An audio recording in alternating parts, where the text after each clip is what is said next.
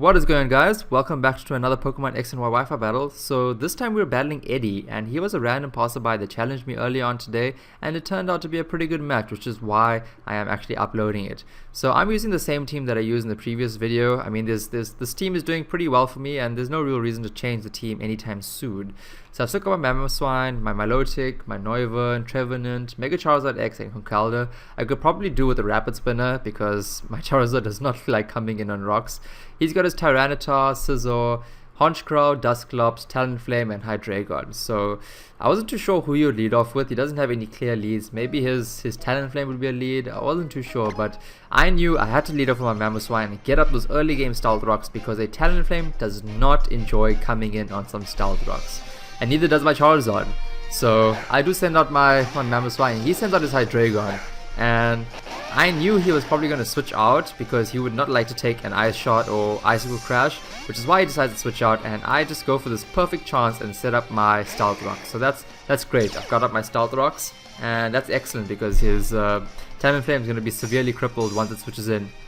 So he brings in his Dusclops, and that thing is a nuisance. And I am choice, so I am gonna have to switch out, and I decided to bring in my Milotic because that's the only Pokemon that I have on my team that's running Toxic, and the only way that I'm gonna probably take out this thing is if I can get a Toxic on it. So he decides to go for the Will-O-Wisp. That's not too bad actually, because out of all of the status I prefer Burn, and if you didn't know, Milotic has the Marvel Scale ability, so when it's inflicted with the status, its defense increases by 50%, so things are looking pretty good even with the Burn.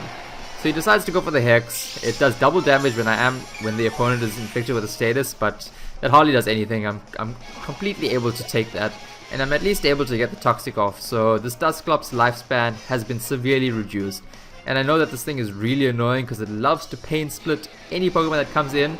So I think he just decides to go for the Shadow Sneak and see how much damage it does, but with that defense boost, it does hardly anything. So I decided to go for the Scald, just try to get off as much damage as possible.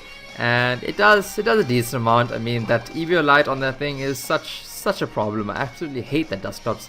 Look at its, I didn't even know that was an eye on the top of its head. I only really noticed now that that it was blinking. I thought like its eyes were under its like eyebrows kind of thing, but anyway, it's a weird ass looking Pokemon. So he decides to switch out, bringing in his Hydreigon. He knew he wasn't getting anywhere with his Dusclops. And I just used this chance to actually get a recover and get some HP back. So I'm lucky he didn't stay in and go for like a pain split, which is what those things usually do carry, because that would have sucked. And I wasn't too sure what this Hydreigon was running, which is why I decided to switch out and bring in my Trevenant and see. I thought I was probably going to go for like a... I don't know why I actually brought in Trevenant. This was a really shitty play. I mean, I'm obviously weak to like a Fire Blast or Crunch, which this thing usually carries. And I guess I just wanted to see what kind of set it has, and I had to sacrifice my Trevenant. That was a really shitty play on my part. Trevenant could have been really useful this game. So now I decided to bring in my Conkeldurr, knowing that I could possibly take it out with a Drain Punch, but I completely forgot that he's got his Dusclops, and he obviously will bring that in, predicting the ever so obvious Drain Punch. So that was a shitty play on my part. I'm just going to be punching thin air right now. And now he's looking pretty good. At least he is Toxic, so that's good. That's great. He is losing some health. So now my Toxic Orb comes into play. I got Guts on, so that's excellent. And I just go straight for the Ice Punch because I am going to be able to possibly take it out. But it doesn't. It leaves him with 1 HP. And he decides to go for the Will-O-Wisp. I think he expected me to switch out because maybe he thought I was kind of... I didn't have any moves for him, but he saw that I had the Toxic Orb, so I'm not too sure why he decided to go for Will-O-Wisp. There's no real reason for me to switch out because I did have a non-fighting move on my Conkeldurr. So now he brings in his Talonflame, and those Stealth Rocks are looking lovely. Lovely. So I just go for the Mark Punch, get as much damage as I can, and it does about like 25%, so it is going to be able to take on the next turn. And he just goes straight for the Acrobatics. I didn't know why he was running Acrobatics instead of Brave Bird, but I did a bit of research, and Acrobatics has the same, well, it has 10 base power less than that of Brave Bird, and it doesn't take any recoil damage. So I mean, you do lose the ability to keep an item on you, but not having that severe recoil damage from Brave Bird is quite a bonus. So I think if he did have Brave Bird, it would have taken out my Conkeldurr and he would have probably lived another turn, but again, that recoil damage would have taken him out. So I've lost my Conkeldurr. Conkeldurr would have been really useful. I should have tried to save him. to try and take out that Hydreigon, but I've lost him now. And I send him my Noivern and I find out that he's holding a Choice Scarf, so I have to switch out. I know this thing's going to outspeed me and knock out my Noivern with a Dragon Pulse. And he does have the Dragon Pulse, and I was hoping Mamoswine would take this a bit better, but it does more than half. So I know it's going to be a 2-hit KO. And he decided to switch out and save his Hydreigon because he was obviously fearing the Ice Shot, which I did go for because I knew that would do a decent amount of damage. But he brings in a Scizor, and Scizor completely walls that. It hardly does anything. I mean, it's probably like 5% of its HP that it lost. And now I decided to switch out because, I mean, I don't want to take a Bullet Punch to the face. That's definitely not going to be very nice. And I bring in my one counter to Scizor, the only thing that can really take one of its attacks, which is my Milotic. And he knows I'm going to switch out, which is why he decides to go for a Swords Dance. And a +2 Mega Scizor is a beast. If you can get like another Swords Dance up and, you know, just spam Bullet Punches, I'm not going to be taking those well at all, even with the Marvel Scale defense boost. So things aren't looking too good for me. I just decide to go for the Scald, but he's obviously faster than me. He gets the X's off and it does like a clean 45% of damage there. So I don't think I'm going to be able to survive another one. So I went for the Scald, really praying that I would get the burn, but I don't. You had one job, Milotic, one job. So with the burn damage, things aren't looking too good. I may have survived another Xizor if I didn't have the burn, but then again, you know, I wouldn't have the defense boost. So either way, it was a lose-lose for me.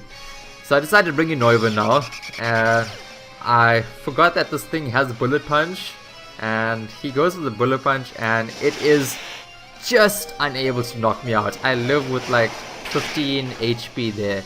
So luckily, I didn't even know. I was just so fortunate there. Thankfully, I have a 31 IV Noivern, so that's great. So he decides to bring his Honchkrow, and I knew I have a Honchkrow myself, so I know that he's going to want to go for a Sucker Punch and get a free Moxie boost. So I decided to get a free switch into my Charizard, and he does go for the Sucker Punch, so I felt pretty badass for making an excellent prediction there. So I decided to Mega Evolve, and I kind of had a feeling he was going to go for the Sucker Punch again, which is why I decided to actually go for a Dragon Dance, and he does go for the Sucker Punch, so things are looking pretty darn awesome.